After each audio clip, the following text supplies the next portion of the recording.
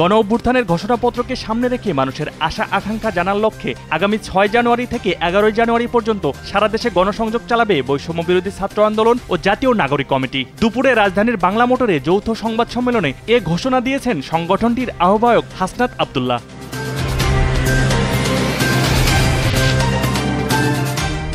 বিএনপির ভারপ্রাপ্ত চেয়ারম্যান তারেক রহমানের বিরুদ্ধে দায়েরকৃত ৪টি মামলা বাতিল করেন হাইকোর্ট। মামলা বাতিল সংক্রান্ত হাইকোর্টের রায়ের বিরুদ্ধে লিভ টু আপিল করেছে রাষ্ট্রপক্ষ। আগামীকাল শুনানির জন্য কার্যতালিকায় অন্তর্ভুক্ত করা হয়েছে।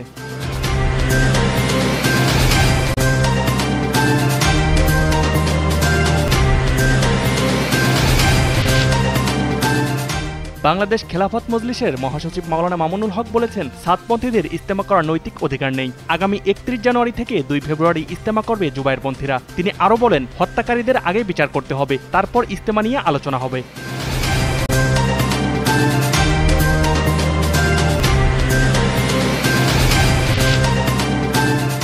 যুক্তরাজ্যের ক্ষমতাসীন লেবার পার্টির মন্ত্রী টিউলিপ সিদ্দিকীকে একটি ফ্ল্যাট দিয়েছেন আবাসন ব্যবসায়ী আব্দুল মোতালিব। নির্বাচনী হলফনামায় ফ্ল্যাট সম্পর্কিত কোনো তথ্যও তিনি উল্লেখ করেননি। বিনামূল্যে ফ্ল্যাট হস্তান্তরের তথ্য উঠে এসেছে যুক্তরাজ্যের ভূমি নিবন্ধন সংক্রান্ত নথিপত্রে।